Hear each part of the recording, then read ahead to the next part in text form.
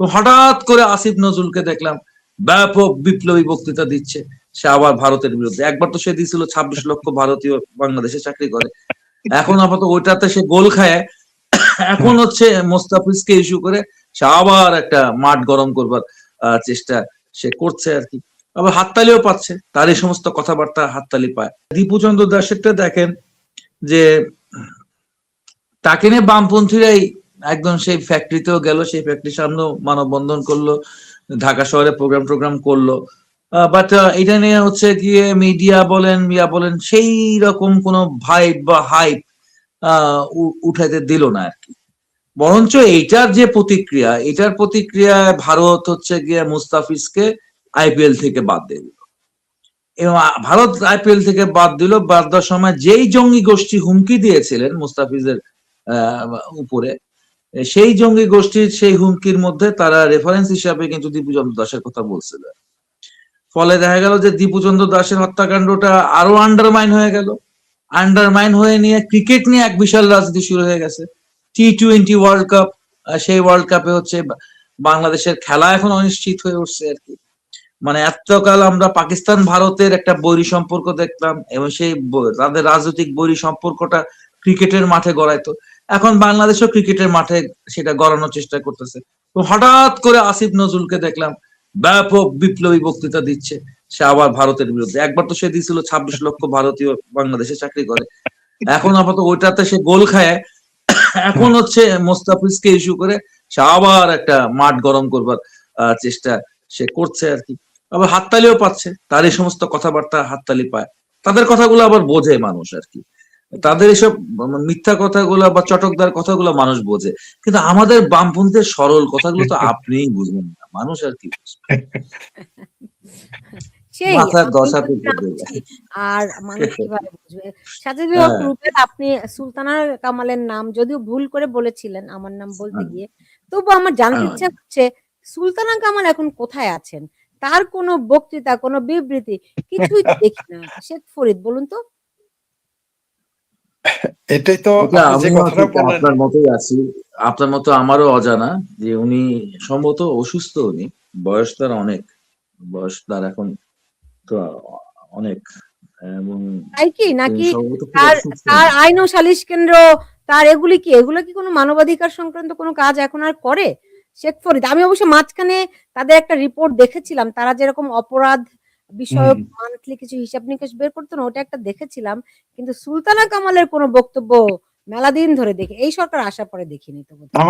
আমাদের প্রিয় কমরেড সুলতানা কামালকে এই সরকারের কোনো সুবিধাও নেন নাই, এই সরকারের দ্বারা তিনি প্রশংসিতও হন নাই, আবার এই সরকারের বিরুদ্ধেও তিনি হচ্ছে তেমনটা সরব হতে আমরা দেখি নাই। তবে এই সময়কালে তিনি শারীরিক মানসিক ভাবে খুবই সুস্থ না। তিনি দেখি শেখ ফরিদ কি বলেন। জি, শেখ ফরিদ তো আরো খবর কম জানে, আমার চেয়ে কম জানে।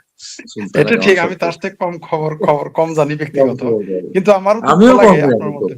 জি, আমারও দুঃখ লাগে যে তিনি এত প্রতিবাদী মানুষ, অন্তত অসুস্থ থাকলে একটা বিবৃতি লিখে তো পত্রিকা অফিসে পাঠাইতে পারেন, সেটা আমরা দেখতেছি না, এটা দুঃখজনক।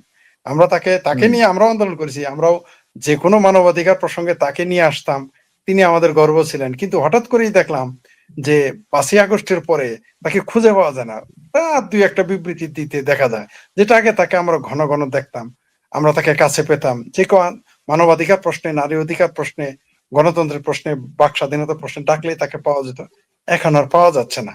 এটা আমাদের জন্য দুর্ভাগ্য বলা চলে। কেন তিনি নীরব, রহস্যজনক মনে হয়। আমাকে অসুস্থ যদি হয়ে থাকেন তো লিখিত বিবৃতি দিলেও আমরা নিজেদেরকে তৃপ্ত মনে করতাম বা ভাবতাম যে তিনি অসুস্থ, বিবৃতি লিখিত। জুলাই আন্দোলনে অনেক সক্রিয় ছিলেন তিনি, সেটাই তো বলতেছি, তখন তিনি সক্রিয় থাকলেন, এখন কোন জুলাই আন্দোলনে আমাদের মতোই ছিলেন তিনি, তার অবস্থান থেকে তিনি ছিলেন, কিন্তু তার বয়সের কারণে সেই সময় তিনি খুব প্রতিদিন বা অন্য সময় যেভাবে তিনি বেরোতেন সেভাবে তিনি বেরোতে পারেন নাই আর কি। সে শুধু জুলাই আন্দোলন না, 22-23-24 সাল থেকে তিনি মাঝখানে আমি যোগাযোগ করেছিলাম, তখন উনি লন্ডনে ছিলেন, তারপরে দেশে ফিরেছেন। তো যেটা বুঝলাম, যেটা আমাকে জানানো হলো, উনি নিরাপত্তাহীনতায় ভুগছেন, এখন আপাতত কথা বলবেন না।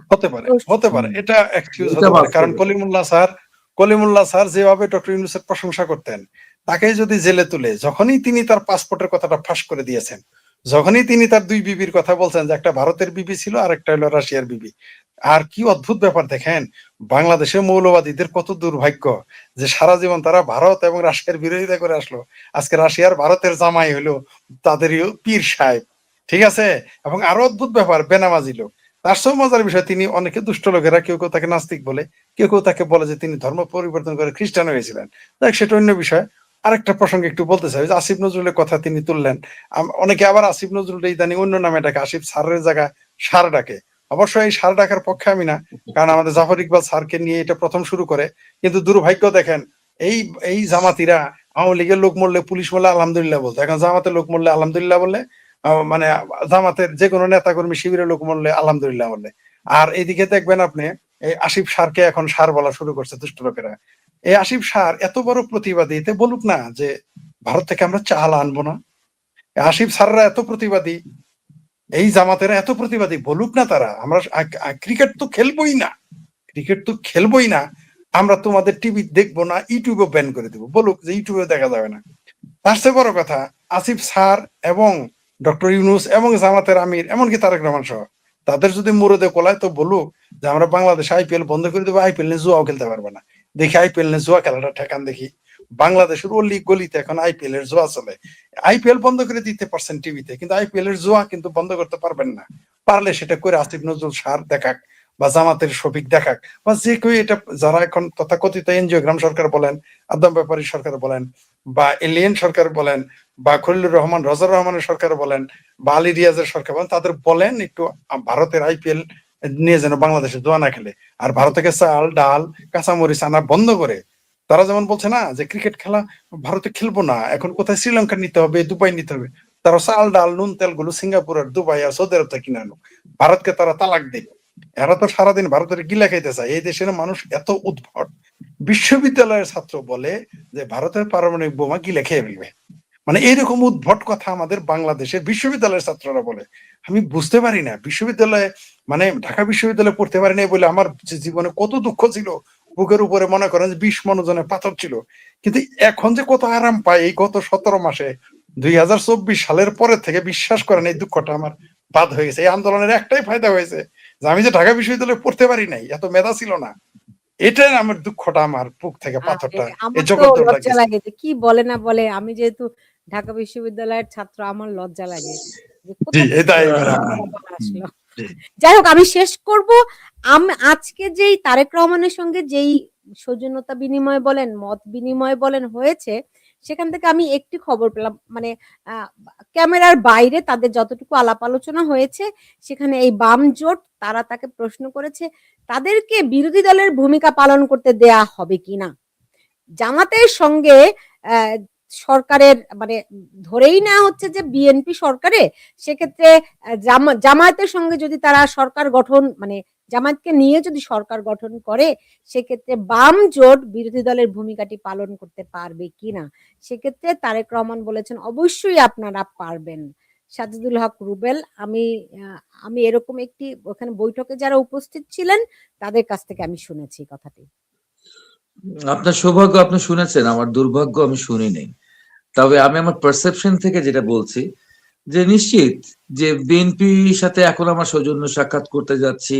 এখন বিএনপিও নির্বাচনপন্থী একটি রাজনৈতিক দল, আমরাও নির্বাচনপন্থী রাজনৈতিক দল। জামাত যদিও তলে তলে নির্বাচনপন্থী না, সে চায় হচ্ছে নির্বাচনটা বানচাল হয়ে যাক এবং তাদের এই যে ইউনুসীয় সরকার, এটা যেন আরো বহুকাল যায় আর কি। তো এই প্রশ্নে হচ্ছে গিয়ে আমাদের অনেকটা কাছাকাছি ভাব রয়েছে, যদিও আমরা নির্বাচনী জোট বা নির্বাচনী আসন ভাগাভাগির তীব্র বিরোধী। তবে হ্যাঁ, যদি জাতীয় সরকার গঠন করেন হচ্ছে বিএনপি জামাত ইসলামকে নিয়ে, তখন তো হচ্ছে আমরা অবশ্যই অবশ্যই বিরোধী দল হিসেবে রাজপথে আমাদের লড়াইটা চালায় যাব। সেই কথাই হয়তো আমাদের নেতৃবৃন্দ তাদেরকে বলেছে। আমরা বিরোধী দলের ভূমিকা পালন করতে পারবো কি পারবো না তা নির্ধারণ করবার কেউ তারেক রহমান নয়, ঠিক আছে? আচ্ছা, সেটা নির্ধারণ করবার মালিক তারেক রহমান না, ঠিক আছে?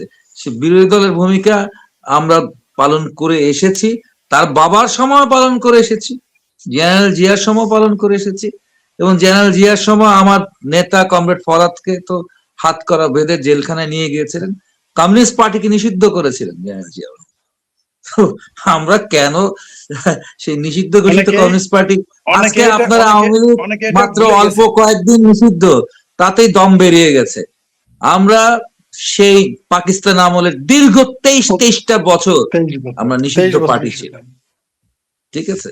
জেনারেল জিয়া, জেনারেল এরশাদ সবাই আমাদেরকে নিষিদ্ধ করেছে।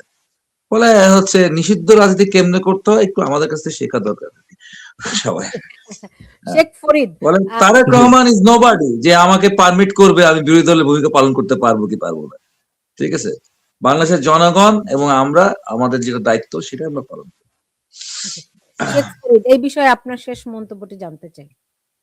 আমার মন্তব্য এটা ঠিক যে যদি তারেক রহমানের কথায় বামপন্থীরা বিরোধী দলের দায়িত্ব পালন করে, সেটা বামপন্থীদের জন্য দুর্ভাগ্যজনক হবে, জাতির জন্য দুর্ভাগ্যজনক হবে। তবে যেহেতু তিনি পরিষ্কার করেই দিলেন যে বিরোধী দলে বামপন্থীরা থাকবে কিনা তারেক রহমান বা এই তথাকথিত সরকার, সেটা কৈফিয়ত তাদের কাছে তারা কৈফিয়ত দিবে না, এটা ভালো কথা। এটা বাস্তব হলে আমরাও খুশি হবো, অবশ্যই খুশি হবো, কোনো সন্দেহ নাই। কিন্তু আমার যা মনে হয় জামাত, আমি বুঝতে পারলাম না যে জামাত আর বিএনপি জাতীয় সরকার গঠন করবে, মানে কি মজার জিনিস যে মানে মিলকে ঝুলকে, মানে আগেই তারা মানে গাছে কাঁঠাল গোফে তেল তাদের দিতে দেন, দেখতে থাকেন কি ঘটে। বাংলাদেশের মানুষ কিন্তু ওই মাটির মতো, বাংলাদেশের মাটি কিন্তু অত ভালো না। বাংলাদেশের মাটি কিন্তু চৈত্র মাসে একরকম হয় আর বর্ষাকালে কিন্তু আরেক রকম হয়। বর্ষাকালে আপনি যখন পা রাখবেন কোমর পর্যন্ত ঢুকে যাবেন কেদর মধ্যে, মানে আমরা কেদো বলি, মানে কাদাকে, মানে আমরা ভেতর বলি, কাদা বলি জামালপুরের ভাষায়। আবার ওই মাটি কিন্তু যখন পানিটা চলে যায় শীতকালের পরে যখন একটু একটু রোদ আসে না, এমন শক্ত হয় সেখানে কোদাল চলে না। কিন্তু বাংলাদেশের জনগণ কিন্তু তাই, জামাত আর বিএনপি মিলা বাংলাদেশের জাতীয় সরকার গঠন করবে আর বাংলাদেশের মানুষ ফেল ফেল করে কটকটি খাবে আর তাকায় তাকায় দেখবে। এটা যদি তারা মনে করে তাহলে তার কিছু করার নাই।